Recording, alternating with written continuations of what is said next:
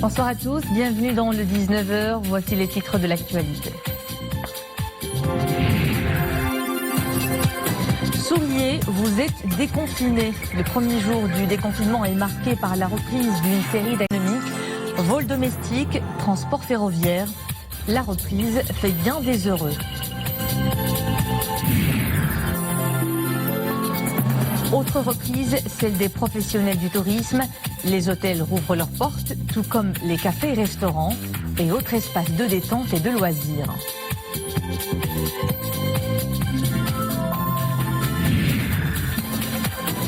Les aides médicales acheminées par le Royaume sur haute instruction royale saluées de partout. À Varsovie, les ambassadeurs de plusieurs pays africains et européens accrédités en Pologne se félicitent d'un geste royal hautement généreux. Et nous irons dans l'une des plus belles plages du pays, celle de Wadlaou, qui accueille dès aujourd'hui ses premiers visiteurs, tout exaltés de pouvoir goûter de nouveau aux délices de la mer et du soleil. C'est donc aujourd'hui, 25 juin, que la deuxième phase d'allègement du confinement démarre. Un véritable soulagement pour nombre d'entre vous.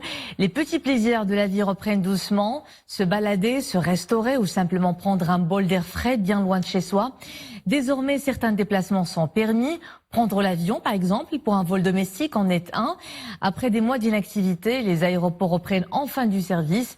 C'est le cas à l'aéroport international Mohamed V de Casablanca, au départ duquel 4 vols domestiques ont été aujourd'hui programmés. Sarah Katir.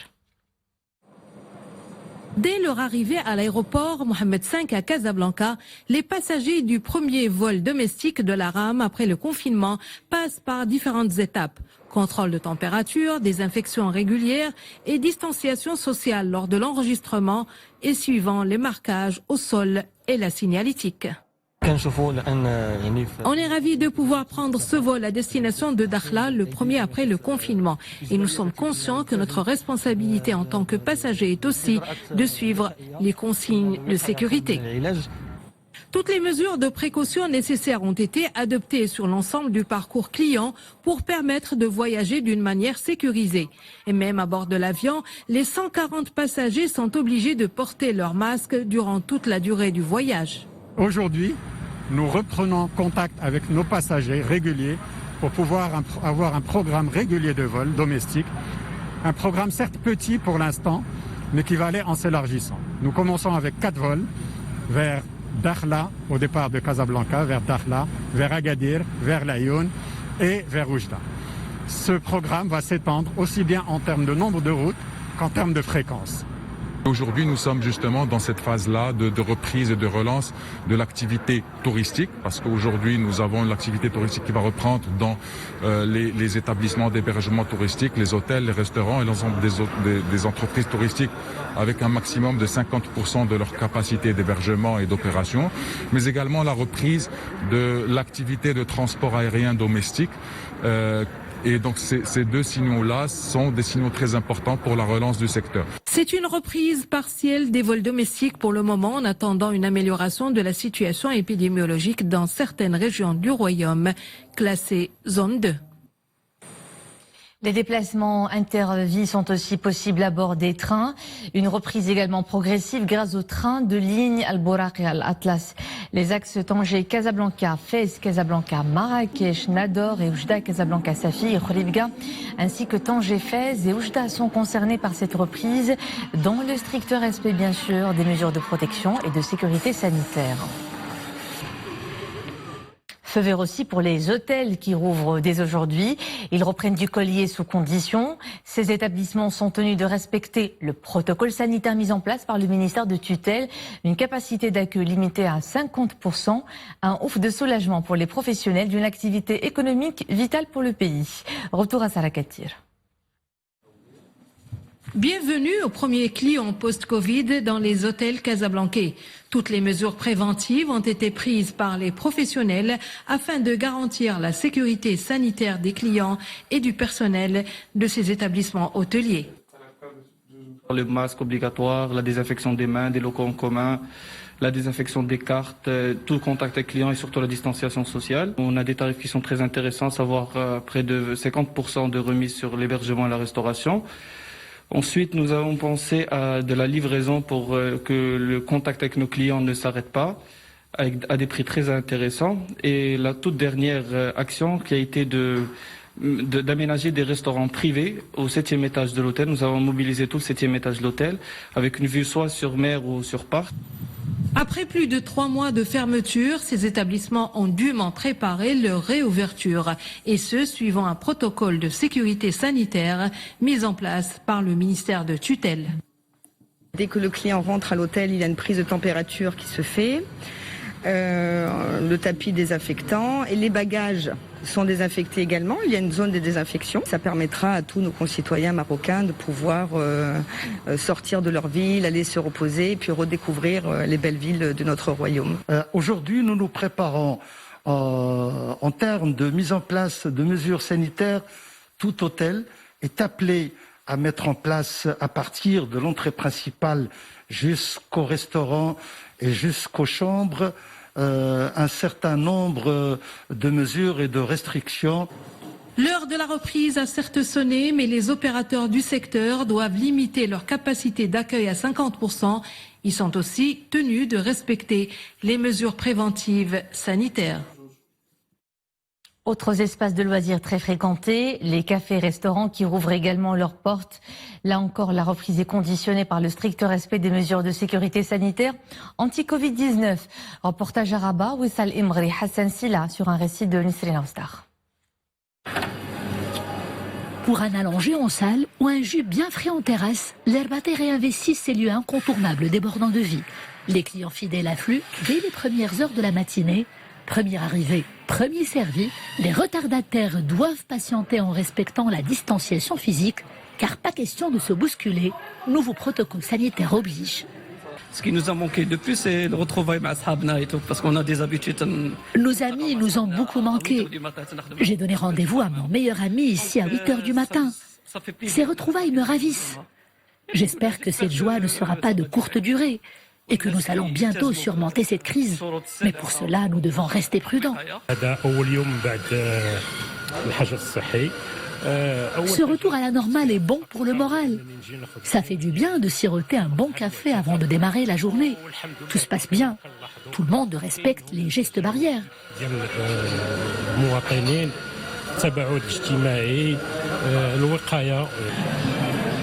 La joie des retrouvailles dans le café du coin pour certains et un grand soulagement pour les professionnels après 3 mois d'arrêt. Entre la cuisine, les tables et la caisse, le personnel retrouve son rythme effréné. La vigilance reste le mot d'ordre.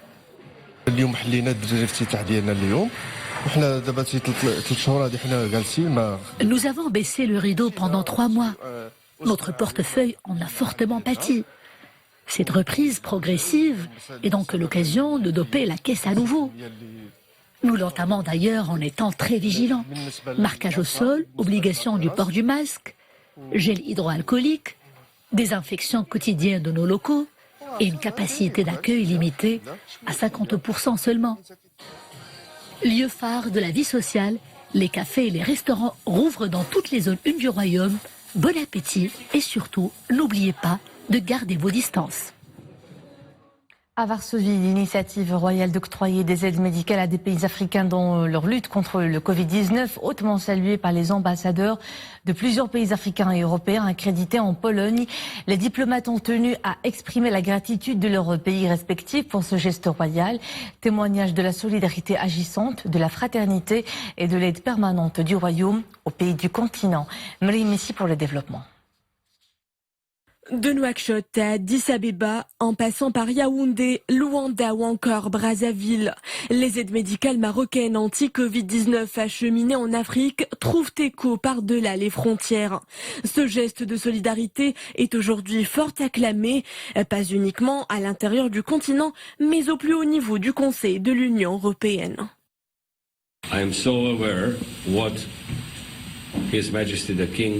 J'ai pleinement conscience de l'importance de l'initiative royale d'accorder des aides médicales aux pays africains pour faire face à la pandémie. En tant que représentant de la présidence du Conseil de l'Union européenne, je salue cet élan solidaire. Nous en avons le plus besoin en ces moments. This is the most important thing at this moment. Réunis hier à l'ambassade du Royaume à Varsovie, des diplomates européens ont rendu un hommage appuyé à l'initiative marocaine. En compagnie de leurs homologues africains, ils ont salué un geste de générosité arrivé à point nommé. Pour le Sénégal, c'est aussi une solidarité agissante que le Maroc a manifestée. Le roi est toujours aux côtés du Sénégal. Il l'a manifesté à plusieurs reprises et en d'autres occasions. Ce lot de matériel pour lutter contre le Covid-19 a été vraiment très bien apprécié en République démocratique du Congo et cela a même donné du baume au cœur au personnel soignant. Ils en avaient réellement besoin en ce moment-là. Aider l'Afrique, c'est aider tout le monde. Surmonter ensemble cette crise sanitaire, c'est tout l'intérêt de ce pont aérien de solidarité, vivement apprécié à l'échelle africaine et européenne. L'aide s'érige en exemple parfait de la coopération sud-sud. C'est en étant solidaires aujourd'hui que nous serons encore plus forts demain. Et cette coopération sud-sud entre le Maroc et l'Afrique en est le plus bel exemple. Leur présence aujourd'hui témoigne de la considération qu'ils portent au royaume du Maroc et à l'amitié entre nos peuples. Une amitié bien sûr plus que jamais importante dans ce contexte de crise sanitaire mondiale que nous traversons. Cité comme exemple au niveau mondial, la main tendue du Maroc illustre l'image d'une Afrique qui croit à l'Afrique pour une riposte collective efficace face à la pandémie.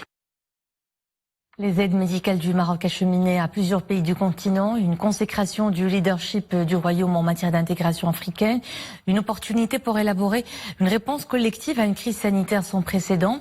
L'initiative royale est partout saluée et illustre une approche de co-développement. Écoutez à ce propos cette réaction de Justine Koulidiati, ILM, enseignant-chercheur à l'université de Ouagadougou.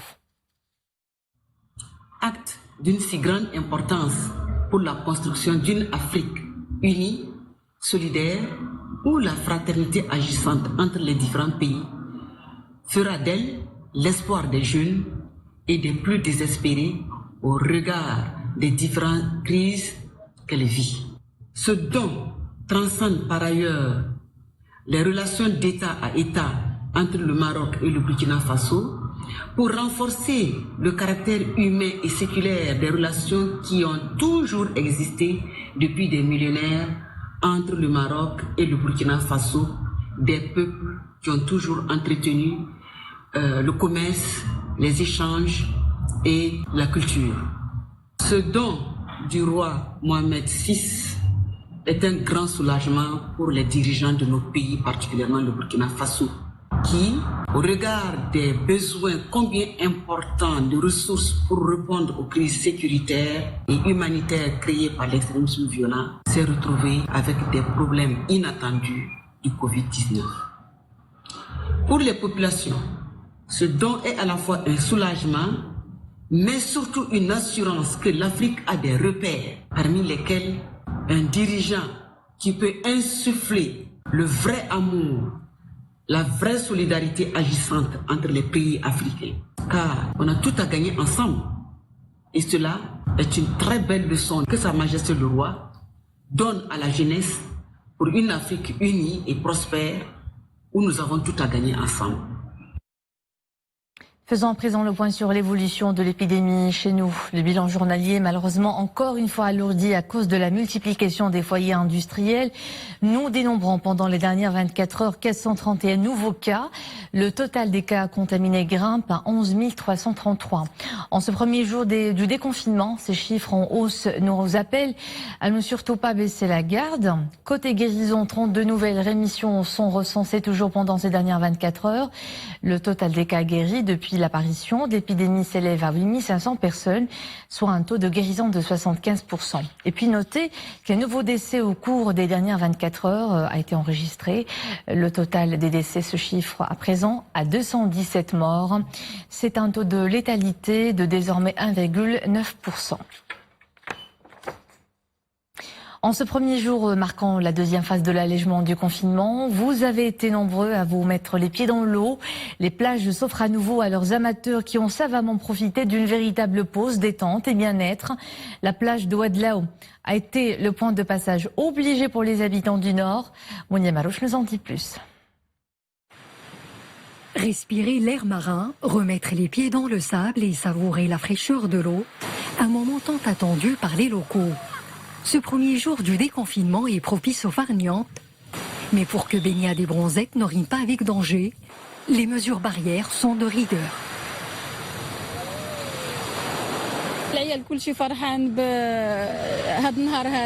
Mes enfants avaient hâte de retrouver la plage. C'est un moment de bonheur pour toute la famille de retrouver la liberté. Mais on reste quand même prudent.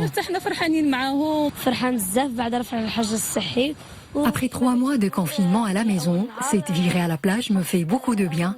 Je suis très heureux. Sur le littoral, la vie reprend, même si l'ambiance est un peu différente cette année. Ici, tout le monde s'active pour sensibiliser les plagistes. على المستوى ديال الشاطئ وانتم كتشوفوا على انه توفير المظلات توفير يعني اماكن ديال النفايات. Nous avons pris toutes les mesures nécessaires pour commencer cette nouvelle saison estivale sous de bons auspices. Par exemple, nous avons aménagé les ombrelles de manière à respecter la distanciation physique. Entre un parasol et un autre, nous avons laissé une distance de 3 à 4 mètres. En plus, toutes les installations sanitaires sont finalisées. À partir d'aujourd'hui, les plages des zones 1 du royaume sortent de leur torpeur, un plaisir dont les premiers civents profitent, dans le respect des règles sanitaires anti-Covid-19. Autre pause détente, grandeur nature, celle que vous avez pu savourer dans les espaces verts. Parcs et jardins ont été rouverts au public. Une bonne dose de fraîcheur qui fait du bon au moral et au mental, quand vous le constatez sur ces images tournées à Rabat et Fès. Et vous auriez reconnu quelques sites de la capitale, comme la forêt Ibn Sina ou encore la place El Joulen.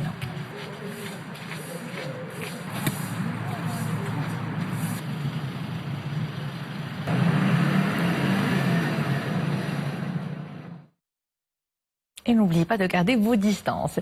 C'est ici que nous nous quittons. Merci à vous de nous suivre. L'info se poursuit sur Al Oula 21h en compagnie de Nadia El Moden. Et demain, c'est vos Ben Rabris que vous retrouvez à 19h. À bientôt.